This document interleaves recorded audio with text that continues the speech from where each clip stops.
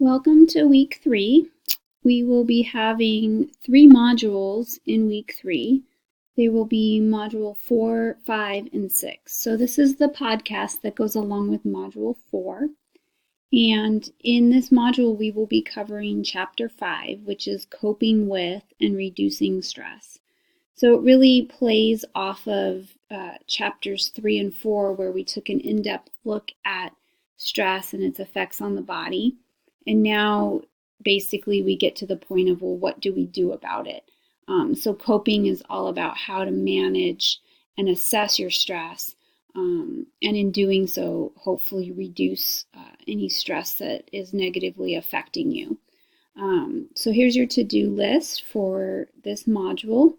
The objectives for chapter 5 are basically defining coping, learning about what it means to cope in general. So what does the research say about people's efforts at coping?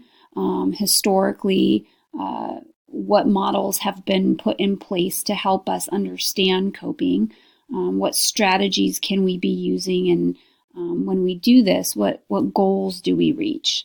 We're going to take a look at the difference between problem-focused coping and emotion-focused coping, how each one is used differently, and how people tend to gravitate towards one or the other, depending upon one's life circumstances, one's personality, one's environment or social setting.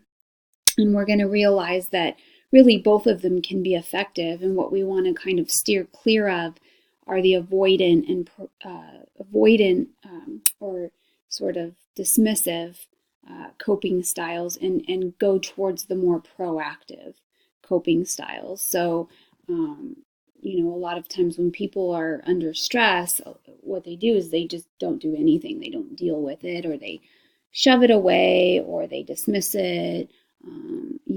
Hope that it will go away, hope that things will get better, and in doing so don't really deal with or address the causes of the stress. So we're going to talk a lot about that, and how we can use the various coping methods differently.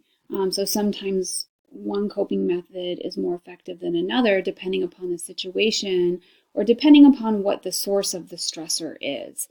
So we'll be looking a lot at some of the material that we've covered in past chapters on stressors. What is the stressor that the person's facing? Is it a life event stressor? Is it a positive or a negative stressor? Is it traumatic stress? So depending upon what the stressor is going to sort of dictate what we're going to do about it, and how we can be effective at doing so, and how it really depends on the individual. I think you're all getting a good sense of how much individual differences play a role through the termites, and seeing these people, these individuals, and how they each deal with life differently and deal with life circumstances differently, depending upon their personality traits and characteristics. And so that definitely comes into play. But aside from just personality and individual traits, environment does matter a lot. So we'll also be looking at social support, and how a good support network can really be the foundation of having a strong ability to cope with adversity, or cope with those life stressors as they come about. We'll be looking at the links between exercise and positive feelings, positive affect, which, we'll actually come back to this when we get to the chapter on dieting and eating. We'll kind of piggyback a little bit on some of this early stuff you'll be learning about, just the positive effects of increased mood and affect when we do things like that.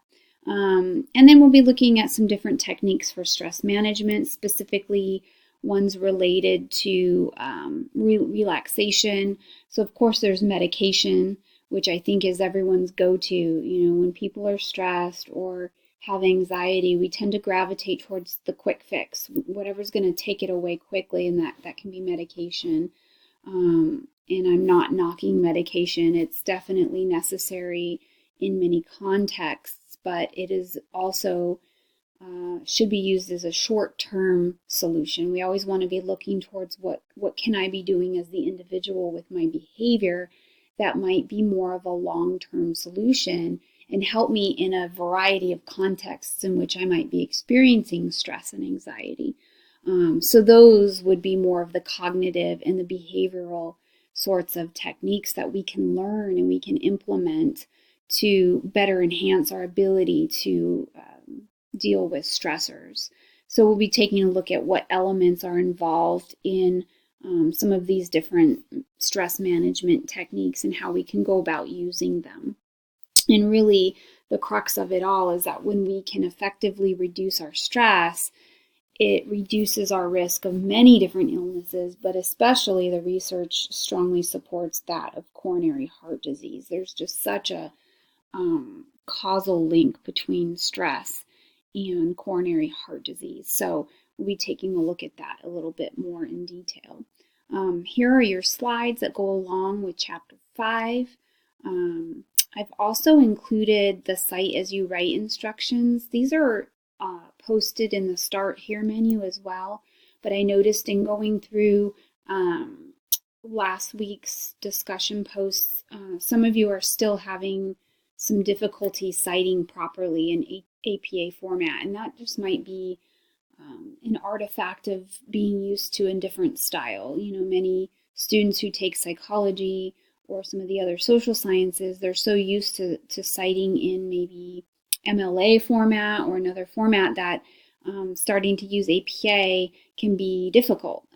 So I've created this one-page document, and the purpose is just really so you have a cheat sheet. You can take a look at it and you can see, how do I cite an author? How do I cite 2 authors or 3 authors? If I want to use a direct quote, how would I do that? And I'm going to hold you to it, because in this class the expectation is that you're citing in APA format.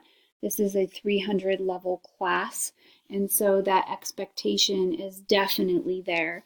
And if you're taking any other psych classes or, like I said, other social science classes, they will be using APA format as well. Many of the other health sciences use APA. So it's just a good rule of thumb to get used to how to cite using that format. So take a look at this before you go ahead and dive into this week's, this module's discussions, because it's going to be essential that you're citing correctly as you go. So again, just like previous weeks, you're going to be completing an assessment as you read the longevity project. This module's reading, Module 4 is covering Chapter 5 in the longevity project, which is related to our mood and specifically related to catastrophizing. So looking at sort of being a gloomy person, versus being a more optimistic person. Sometimes, it is a person's personality trait to sort of make things worse or make a big deal out of little things, all which can fall into the category of catastrophic thinking and pessimism.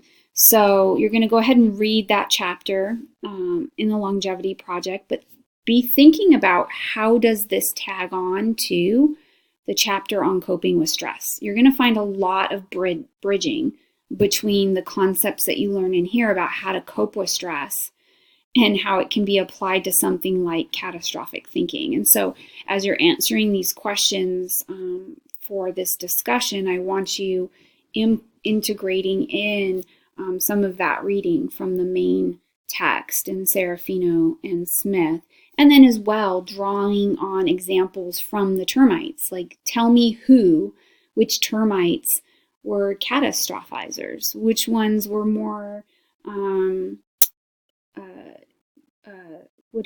like optimistic? So who was pessimistic versus optimistic? Who was more conscientious? We've talked about that in previous chapters. And how does that relate to their health? Does it matter? Does it make a difference? There were some interesting findings through the longevity project in how it relates to suicide and suicidal ideation, which is a big concept today. So it's kind of cool to see how research that spanned over 70 years is still super relevant to the issues and concepts that we're dealing with today. So that's your discussion for this module. Don't forget that your original responses are due Thursday, and then you're responding to 3 other people by Saturday. And you want to be very integrative in those responses to other people as well, citing support for your ideas and statements as you go through it. So that concludes this module. The next podcast will be on Module 5.